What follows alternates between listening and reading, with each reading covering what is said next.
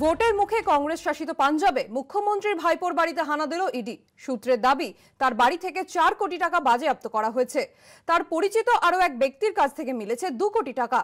অবৈধ খাদান মামলায় লুধিয়ানা, মোহালি, পাঠানকোট সহ 10টি জায়গায় অভিযান চালায় কেন্দ্রীয় তদন্তকারী সংস্থা। তার মধ্যে মুখ্যমন্ত্রী চরণজিৎ সিং চান্নির ভাইপো ভূপেন্দর সিং হানির মোহালির বাড়িতে হানা দেয় ইডি, যার প্রেক্ষিতে পাঞ্জাবের মুখ্যমন্ত্রীর মন্তব্য, পশ্চিমবঙ্গে বিধানসভা ভোটের আগে এই ঘটনাই ঘটেছিল। আসন্ন বিধানসভা ভোটের আগে তার ওপর চাপ সৃষ্টি করতেই হানা দিয়েছে ইডি।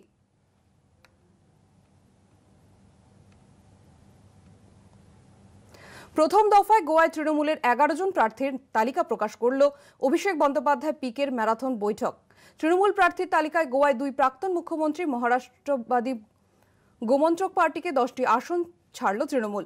48 ঘন্টার মধ্যে বাকি প্রার্থী তালিকা, খবর তৃণমূল সূত্রে। ফতোদারা থেকে লড়ছেন প্রাক্তন মুখ্যমন্ত্রী লুইজিয়ানো ফালেরো। অপর প্রাক্তন মুখ্যমন্ত্রী চার্চিল আলমেও লড়ছেন বেনাউলিম থেকে। চার্চিল আলমেরোর মেয়ে ভলাঙ্কা লড়েছেন নাভেলিম থেকে।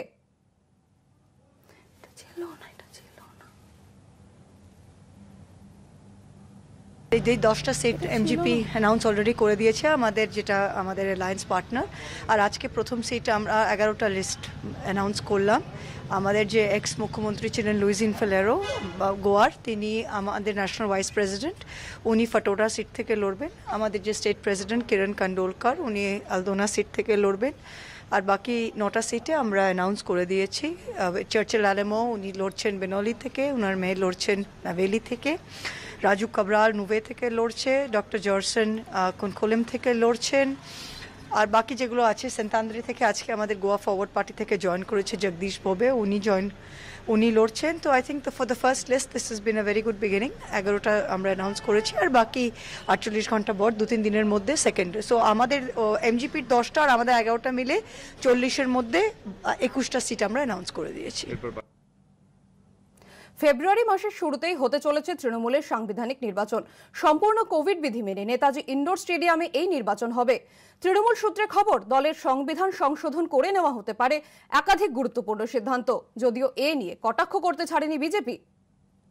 আগামী 2রা ফেব্রুয়ারি সর্বভারতীয় তৃণমূল কংগ্রেসের সাংগঠনিক নির্বাচন অনুষ্ঠিত হবে। এই দিনটি ঠিক হয়েছে নেতাজি ইনডোর স্টেডিয়ামে। কয়েক মাস আগেই বিধানসভার হাই ভোল্টেজ নির্বাচন জিতে বাংলায় ক্ষমতা দখলের হ্যাট্রিক করেছে তৃণমূল। তৃতীয়বারের জন্য মুখ্যমন্ত্রী হয়েছেন মমতা বন্দ্যোপাধ্যায়। বিধানসভা নির্বাচনে বিপুল জয়ের পর সংগঠনের সামনের সারিতে চলে এসেছেন অভিষেক। 24 লোকসভা ভোটের আগে দেশে বিজেপি বিরোধী প্রধান মুখ হিসেবে নিজেদের তুলে ধরতে মরিয়া বঙ্গের শাসক দল। এই পরিস্থিতিতে 2রা ফেব্রুয়ারি হতে চলেছে তৃণমূলের সাংগঠনিক নির্বাচন। বর্তমানে তৃণমূলের সর্বোচ্চ পদে রয়েছেন মমতা বন্দ্যোপাধ্যায়। তারপর তৃণমূলের সর্বোচ্চ নীতি নির্ধারণের জন্য রয়েছে 18 সদস্যের ওয়ার্কিং কমিটি। এর তলায় তৃণমূলের অন্যান্য কমিটি ও শাখা সংগঠনগুলি পরপর রয়েছে। তৃণমূল সূত্রে খবর, ওয়ার্কিং কমিটি থেকে দলের সামগ্রিক স্তরে নির্বাচনের মধ্যে দিয়ে রদবদল হবে। গত নভেম্বর মাসে কালীঘাটে শেষবার বৈঠকে বসেছিল তৃণমূলের ওয়ার্কিং কমিটি।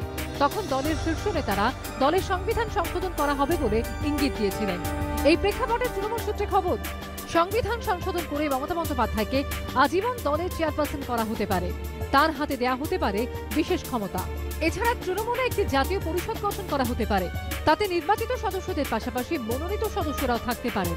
বর্তমানে বাংলার বাইরে ত্রিপুরা, গোয়া, উত্তরপ্রদেশ, হরিয়ানা, বিহার সহ একাধিক রাজ্যে সংগঠন বিস্তারে উদ্যোগী হয়েছে তৃণমূল। সূত্রের খবর, সে কথা মাথায় রেখে তৈরি হতে পারে একটি জাতীয় সাধারণ সম্পাদক মণ্ডলী। তাতে বিভিন্ন রাজ্য থেকে প্রতিনিধি থাকতে পারেন।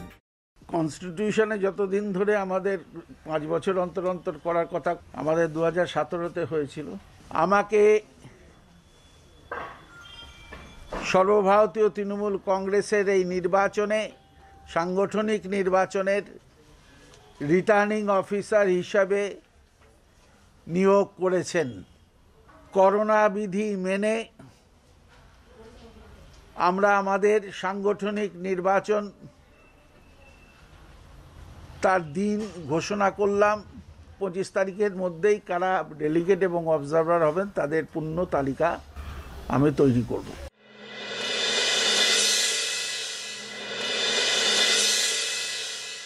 পার্থ চট্টোপাধ্যায় আজকে ঘোষণা করেছেন যে তৃণমূল কংগ্রেস সাংগঠনিক ভোট করানো হবে। সোনার পাথর বাটি কিংবা কাঁঠালের আমসত্ব। তৃণমূল সূত্রে খবর, দলীয় সদস্যদের দুভাগে ভাগ করা হতে পারে, প্রাথমিক সদস্য এবং সক্রিয় সদস্য। আশাবুল হোসেন, সুমন ভারাই ও দীপক ঘোষের রিপোর্ট, এবিপি আনন্দ। ফের নৌসেনার যুদ্ধ জাহাজে বিস্ফোরণ, 3 জনের মৃত্যু। মুম্বাইয়ের নৌসেনার আইএনএস রণবীরে বিস্ফোরণ। যুদ্ধ জাহাজে বিস্ফোরণে 3 নৌসেনার মৃত্যু হয়েছে, আহত 11। কিভাবে নৌসেনার যুদ্ধ জাহাজে বিস্ফোরণ এখনো ধোঁয়াশা। এই যুদ্ধ জাহাজে আছে ব্রহ্মস বারাকের মতো ক্ষেপণাস্ত্র। বিস্ফোরণ হলেও ক্ষতি হয়নি সমরাস্ত্রের, খবর নৌসেনা সূত্রে।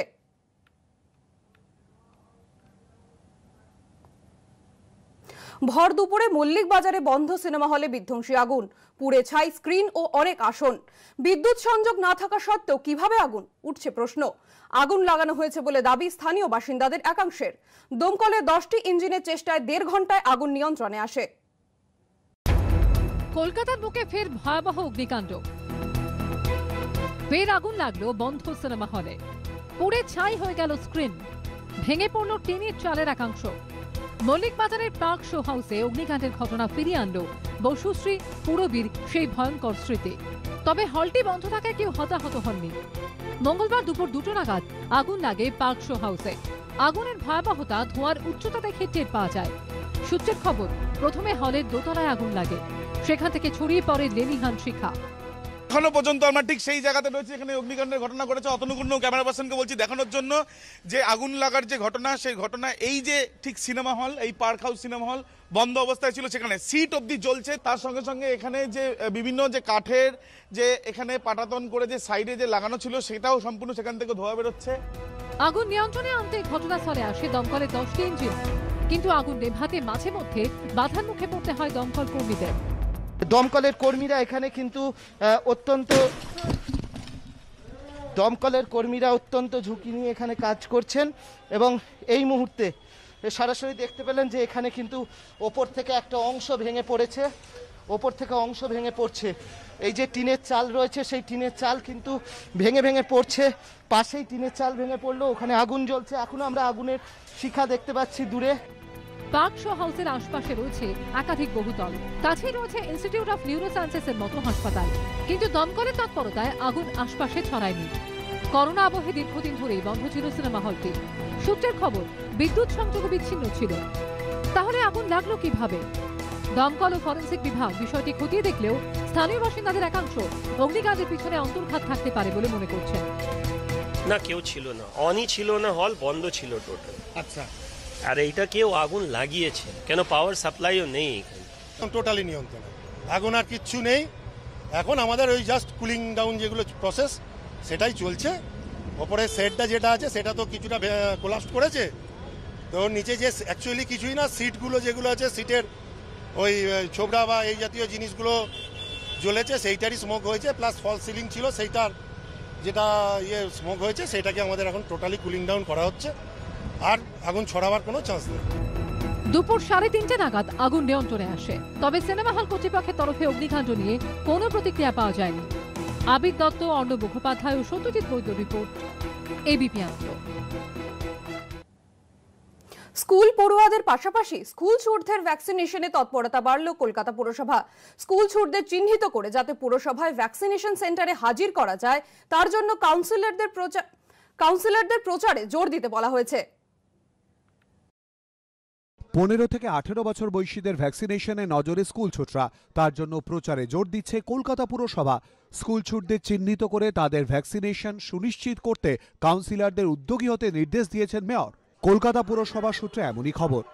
15 साल से 18 साल की आयु के बीच के जो बच्चे हैं, अब उनके लिए देश में वैक्सीनेशन प्रारंभ होगा। 3 जनवरी को सोमवार के दिन से इसकी शुरुआत की जाएगी। বড়দিনের রাতে বড় সুখবর দিয়েছিলেন প্রধানমন্ত্রী, কিন্তু নতুন বছরের গোড়াতেই দেশে আছড়ে পড়ে করোনার তৃতীয় ঢেউ। ডেল্টা আর ওমিক্রনের জোড়া তাণ্ডবে এরাজ্যে করোনা সংক্রমণ ভয়াবহ চেহারা নেয়। তার মধ্যে 23 জানুয়ারি থেকে শুরু হয় কিশোর কিশোরীদের ভ্যাকসিনেশন। গত কয়েকদিনে রাজ্যে সংক্রমণের হার অনেকটা নিম্নমুখী হতেই 15 থেকে 18 বছর বয়সীদের ভ্যাকসিনেশনে আরও তৎপরতা বাড়াচ্ছে কলকাতা পুরসভা। আর সেই কাজ করতে গিয়ে স্কুল পড়ুয়াদের পাশাপাশি স্কুল ছুটদের ওপরও সমান গুরুত্ব দিচ্ছে পুর কর্তৃপক্ষ। কলকাতা পুরসভার কোভ্যাক্সিন সেন্টারগুলিতে 15 থেকে 18 বছর বয়সীদের ভ্যাকসিনেশন চলছে। এর পাশাপাশি শহরের বিভিন্ন স্কুলে ভ্যাকসিনেশন ক্যাম্প চালু আছে। করোনাকালে আর্থিক কারণে বহু পড়ুয়া স্কুল ছুট হয়েছে। স্কুলে তারা ভ্যাকসিন নিতে যাবে না ধরে নিয়েই বিকল্প ব্যবস্থায় জোর দিচ্ছে কলকাতা পুরসভা। স্কুল ছুটদের চিহ্নিত করে তাদের পুরসভার ভ্যাকসিন সেন্টারে নিয়ে যাওয়ার লক্ষ্য নেওয়া হয়েছে। কলকাতা পুরসভা সূত্রে খবর, এ বিষয়ে প্রত্যেক এলাকার কাউন্সিলরদের বিশেষভাবে উদ্যোগী হতে বলেছেন মেয়র। মঙ্গলবার উল্টোডাঙ্গা মেন রোড এলাকায় দেখা গেল এই সংক্রান্ত প্রচার চালাচ্ছেন 3 নম্বর ওয়ার্ডের চেয়ারম্যান। যারা স্কুলে যায় না এরকম 15 থেকে 18 বছর বয়সী যারা রয়েছেন তাদের জন্য কিন্তু আলাদাভাবে প্রচারের ব্যবস্থা করেছে কলকাতা পুরসভা। আমরা দেখতে পাচ্ছি এলাকায় যারা 15 থেকে 18 বছর বয়সী শিশুরা রয়েছে তারা 13 নম্বর ওয়ার্ডের পৌর সংস্থা থেকে এসে কোভিড ভ্যাকসিনের 2টি ডোজ সংগ্রহ করুন। অনেক স্কুলে দেওয়া হচ্ছে, আবার অনেক স্কুলে এখনো শুরু হয়নি। তাই আমাদের কর্পোরেশনের যে সমস্ত কোভ্যাক্সিন সেন্টার আছে সেইখান থেকে তারা যে স্কুলেই পড়ুক না কেন তারা সকলেই আসতে পারবে, বা অনেক বাচ্চারা আছে এই বয়সী যারা স্কুলে পড়ে না, তারাও সবাই এসে আমাদের এই কোভ্যাক্সিন সেন্টার থেকে এসে এই ভ্যাকসিন নিতে পারবেন। কলকাতা শহরের 16টি বড়তে কোথায় কোথায় কিশোর কিশোরীদের ভ্যাকসিনেশন শিবির চলছে সোমবার টুইট করে জানিয়েছেন মেয়র ফিরহাদ হাকিম। অর্ণব মুখোপাধ্যায়, এবিপি আনন্দ, কলকাতা। বিজেপির বিক্ষুব্ধদের বিরুদ্ধে দিল্লিতে কড়া রিপোর্ট অমিতাভ চক্রবর্তীর। রিপোর্টে কেন্দ্রীয় মন্ত্রী শান্তনু ঠাকুর সহ 10 জনের নাম।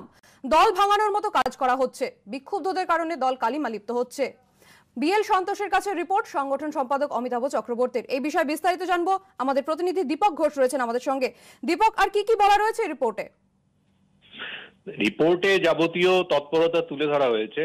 দেখো, তৎপরতা এতটাই প্রকাশ্যে ছিল যে দিল্লির নজর এড়িয়ে যাওয়ার কথা নয়, তাদের নজরে এসেছে বিষয়টা। বনগাঁতে দফায় দফায় বৈঠক হয়েছে, সল্টলেকে বৈঠক হয়েছে, কলকাতা পোর্ট ট্রাস্টের গেস্ট হাউসে বৈঠক হয়েছে, প্রকাশ্যে সাংবাদিক সম্মেলন হয়েছে। তো পুরোটাই তারা খোলামেলা ভাবেই করেছে, তারাও ঢাকঢাক গুড়গুড় কিছু করেননি।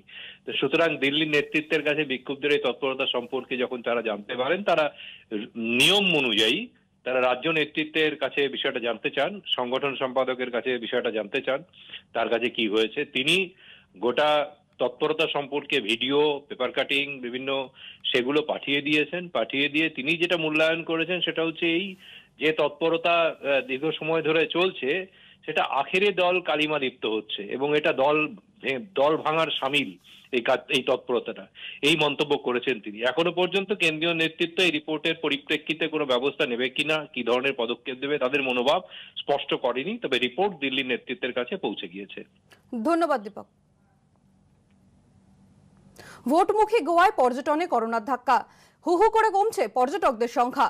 কার্যত খালি সি বিচ, খা খা করছে হোটেল। দুশ্চিন্তায় পর্যটন শিল্পের সঙ্গে জড়িত সবাই। নামটা শুনলেই চোখের সামনে ভেসে ওঠে এই দৃশ্যগুলি। পর্যটন, বিনোদন, আনন্দ, উল্লাস, হলিডে হোক বা হানিমুন। দেশ তো বটে, বিশ্বের বিভিন্ন দেশের পর্যটকদেরও অন্যতম প্রিয় ডেস্টিনেশন ভারতের এই ছোট্ট সুন্দর সমুদ্র সৈকতের পাড়ের রাজ্য। কিন্তু করোনার দাপট বদলে দিয়েছে এই ছবিটাই। গোয়ায় সে অর্থে এখন পর্যটকের দেখাই নেই। চেনা বীচগুলি আজ যেন অনেকটাই অচেনা। সাধারণ সময় সমুদ্র সৈকতে এই চেয়ারগুলিতে যখন তিল ধারণের জায়গা থাকে না, এখন সেখানে এই ছবি। বিধানসভা ভোটকে ঘিরে যখন সরগরম গোয়া, তখন করোনার জেরে কার্যত পর্যটকবিহীন সমুদ্র সৈকত। Due to this Omicron variant, nobody ready to travel. January, February, we have a lot of cancellations.